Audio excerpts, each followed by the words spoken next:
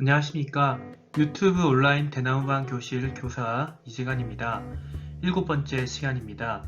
오늘은 국어 가책 마지막 단원 6단원 내용을 추론해요의 수업 내용을 살펴본 후에 문학작품 소개로는 진영민 작가님의 우리는 돈 벌러 갑니다를 소개하도록 하겠습니다. 6단원 내용을 추론해요. 내용 엿보기입니다. 6단은 내용을 추론해요. 단원 사파 그림입니다. 목표를 같이 읽어보겠습니다. 이야기를 듣거나 읽고 드러나지 않는 내용을 추론해 봅시다. 이고 국어 교과 역량이 다르게 생각하기입니다. 다르게 생각하기는 다양한 자료나 상황을 보고 각자의 관점에서 해석하고 평가하고 새롭게 독창적인 의미를 부여하는 능력을 얘기합니다. 그래서 여기 그림을 보시면 민승이가 상길이 있어? 라고 했더니 규진이는 상길이 친구구나. 수진이는 지난번에도 상길을 찾아오더니 친한가 봐 라고 생각하고 서연이는 상길이를 불러달라는 거구나 라고 생각하는 거죠. 이렇게 하나의 상황이나 자료를 보고 다 다르게 생각하는 것, 요거를 이제 추론이라고 할 수 있습니다. 단원의 수업 내용을 살펴보면은 영상 광고가 나옵니다. 그리고 또 미술 자료가 나오는데 그걸 보고 말이나 행동에서 드러나지 않는 내용을 짐작해보는 시간을 갖고, 그리고 듣기 자료를 보고 추론하는 방법, 그 다음에 제재글을 보고 그 글을 읽으면서 내용을 추론하고, 마지막은 여러분들이 알리고 싶은 내용을 영상 광고로 만들면서 이 단원을 마무리하게 됩니다. 첫 번째 준비학습입니다. 말이나 행동에서 드러나지 않는 내용 짐작하기인데 여기는 영상 광고 하나를 볼 겁니다. 우리는 이미 제목에서도 무언가 추론을 할 수 있을 것 같은데요. 여기 작게나마 탈북이라는 글자가 보입니다. 그리고 직업이 무엇인가요? 어떤 공통점이 있나요? 그리고 분명히 이 광고가 말하고자 하는 의도가 있겠죠? 그래서 여러분들이 어떤 일이 생겼을지 짐작하면서 영상 광고를 볼 거고요. 그리고 또 그림 자료가 2개 나옵니다. 이거는 이제 김홍도의 단원 풍속 도첩 중에 시름이라는 작품인데요. 이거 말고 또 그림이 하나 더 나옵니다. 김득신의 야묘 도추라는 작품도 나오는데 그런 그림들을 보면서 알 수 있는 내용을 추론해보는 방법을 이야기하고 있습니다. 그래서 여러분들이 내가 알고 있는 그림이나 광고를 조사를 해서 발표도 할 수가 있습니다. 기본학습 이야기를 듣고 추론하는 방법 알기입니다. 이거는 이야기 듣기 자료가 나옵니다. 수원하성을 어떻게 만들었을까라는 내용을 들려줄 건데 여기서도 말하는 것처럼 듣기 전에 이 제목이랑 그림을 보면서 어떤 내용일지 짐작하는 추론을 해보는 활동을 먼저 하게 됩니다.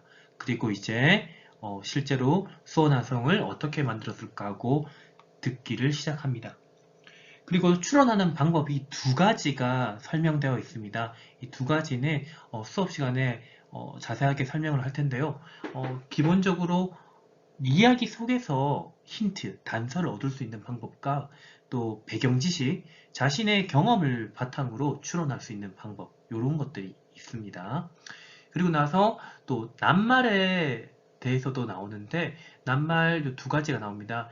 다이어와 동영어인데 다이어라는 것은 여러 가지 뜻이 있는 낱말을 다이어라고 하고 그 다음에 동영어는 형태가 같지만 뜻이 다른 낱말을 동영어라고 합니다.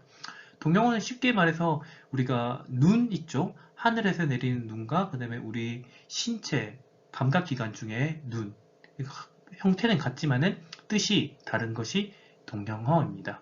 그 다음에 국어사전으로 찾는 방법도 수업 시간에 설명을 한 번 더 해볼 겁니다. 그리고 뒤에 이어서 수원화성을 어떻게 만들었을까를 다시 한번 들어본 뒤에 알 수 있는 내용과 추론한 사실을 쭉 정리하고 또 추론하는 방법을 다양하게 정리해보는 시간을 가집니다. 이건 한번 읽어볼게요.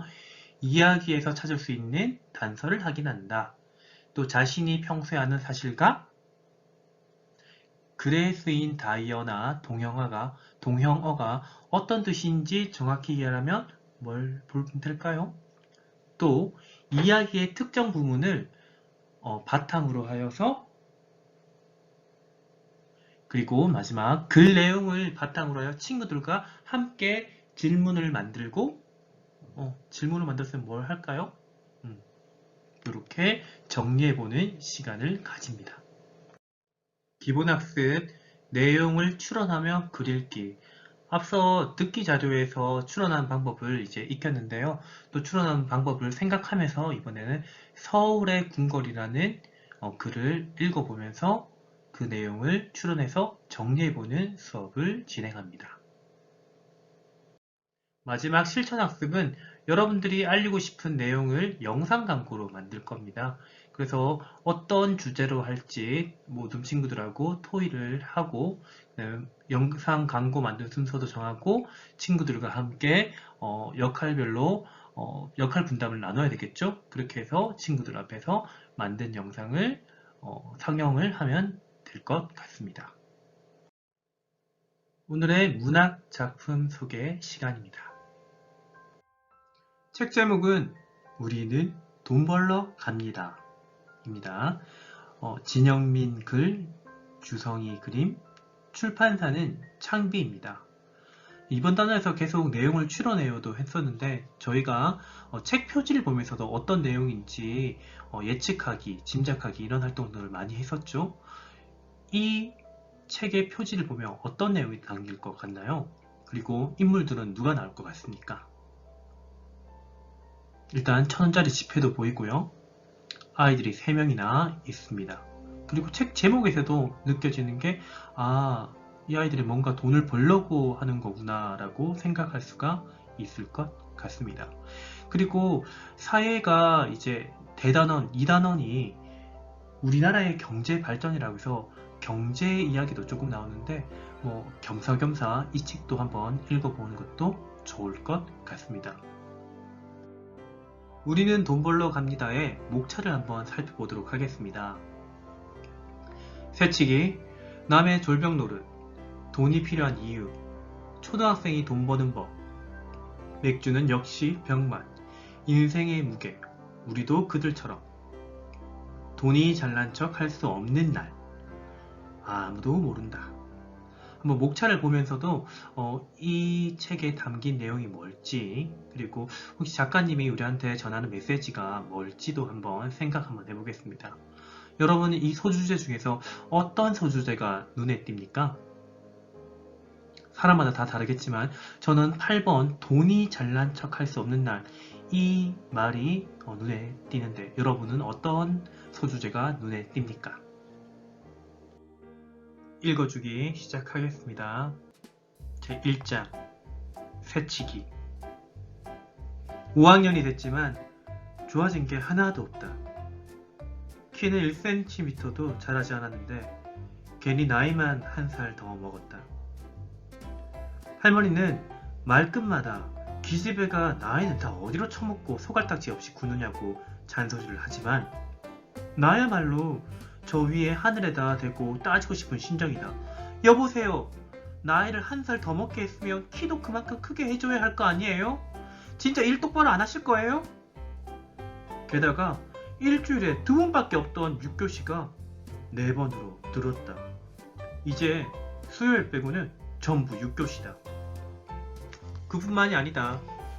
박용수가 다시 우리 학교로, 그것도 우리 반으로 전학을 왔다. 박용수는 3학년 마치고 자기 엄마를 따라 대전인지 대구인지 암튼 대자로 시작하는 어느 도시로 이사를 갔는데 뭐 때문인지는 몰라도 다시 우리 동네에 있는 아버지 집으로 돌아온 눈치다. 그랬거나 말거나 문제는 박용수가 우리를 보고도 아는 척을 안 한다는 사실이다. 한 달이 넘도록 나랑 상미를 아예 모르는 사람 취급이다. 냅둬. 남자애들한테 뭘 바래.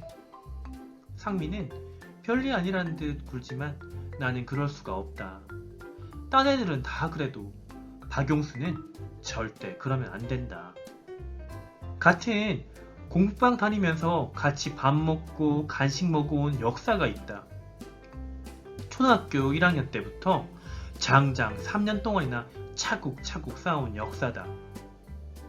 지지난 날 겨울에 전학간다고 했을 때도 공부방 쌤들이랑 길게 편지 쓰고 그 옆에다 그림까지 그려준 애는 나랑 상미밖에 없었다. 공부방 다른 남자애들은 성별 잔치 때 와서 아기아기 먹기만 했다. 그런데 이제 와서 너 누구세요? 하는 얼굴로 우리 옆을 휙휙 지나쳐가다니 정말 분통이 터질 노릇이다. 박용수가 먼저 말 걸기 전에는 우리도 절대 아는 척하지 않기다. 알았지? 나는 상미를 닥달하여 손가락 걸고 약속을 받아두었다. 누가 이기나 어디 두고 보라지. 5학년이 돼서 안 좋은 점이 또 있다. 올해부터는 점심시간마다 급식실에 가서 밥을 먹어야 한다.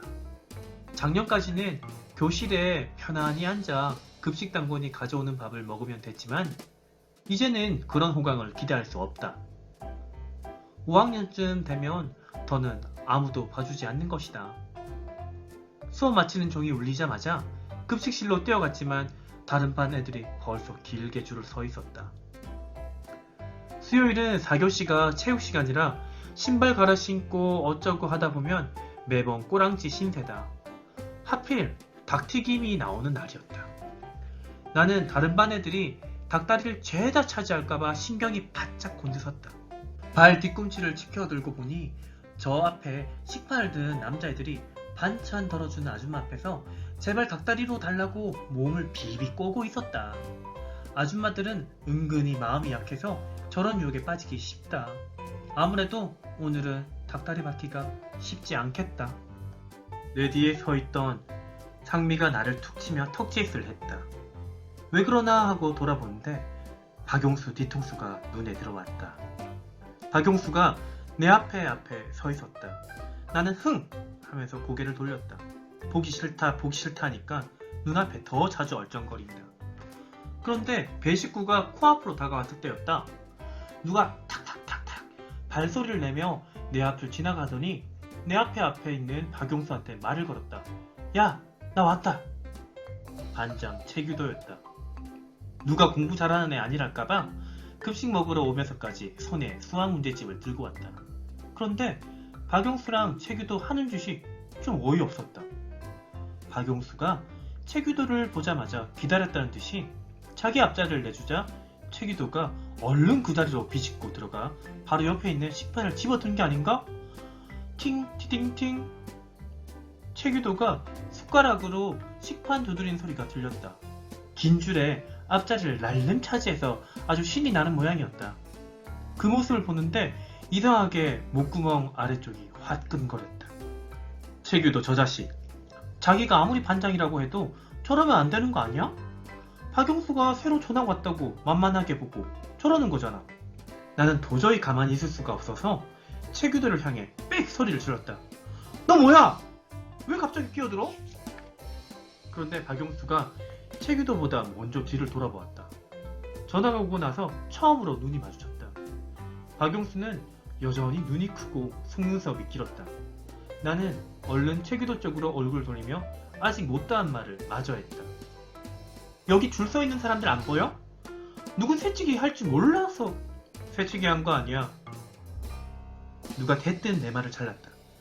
나는 좀 어리둥절했다. 새치기 한 게 아니라고 잘라 말한 사람이 최규도가 아니라 박용수였기 때문이다. 뭐라고? 네, 여기까지 읽어드리겠습니다. 책 뒷표지에 나오는 내용을 읽어주면서 오늘 마무리하겠습니다. 초등학생이 돈 버는 방법 좀 알려주세요. 유쾌한 웃음 속에 묵직한 메시지를 담았다. 타고난 이야기꾼 진영민의 장편동화.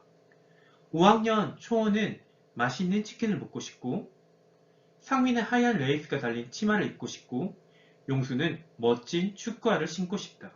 그런데 주머니 사정이 넉넉치 않다. 세 친구는 자기들 힘으로 돈을 벌기로 한다.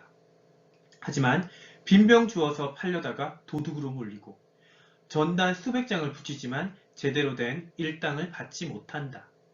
그러다 운 좋게 유명한 밴드의 무료 공연표를 받아서 다른 친구에게 팔기회를 잡는데 돈을 벌기 위해 자충우돌하는 새 친구의 모습이 흥미진진하게 펼쳐진다라고 적혀 있습니다. 그리고 뭐 끝에 이제 동전 같은 것들이 이렇게 그려져 있고요.